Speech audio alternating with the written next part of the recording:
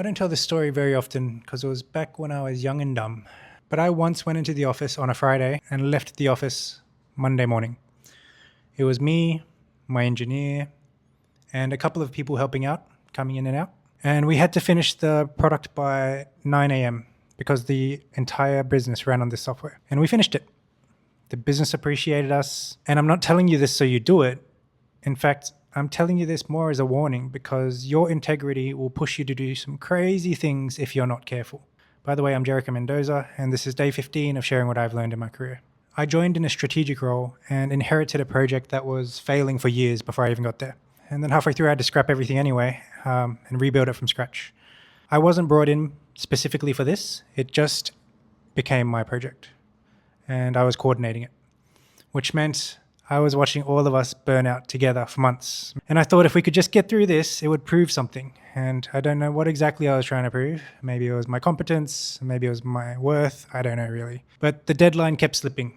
We set a deadline, couldn't reach it. Set a deadline, couldn't reach it. Months of late nights and lots of tough conversations with leadership, with my engineer, and with all the external vendors. Just a circle of disappointment, and I was the messenger.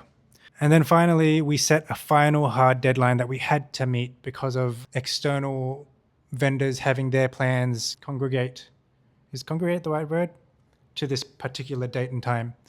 So we had to deliver. 9 a.m., Monday.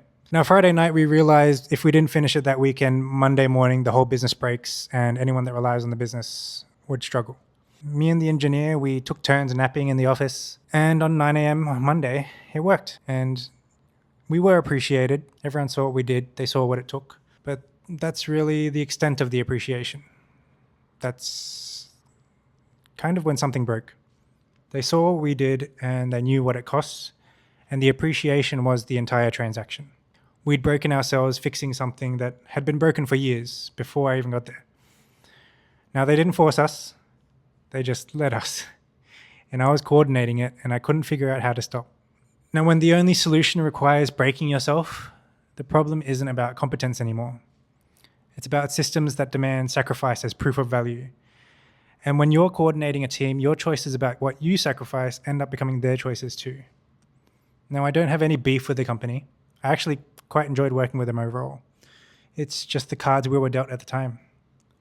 The sad thing is, I am kind of proud of what we pulled off. We did the impossible, and that's twisted, right? Even though it broke us, even though I watched it break my engineer, but I realized I'm just angry at myself for believing it was the right thing to do at the time.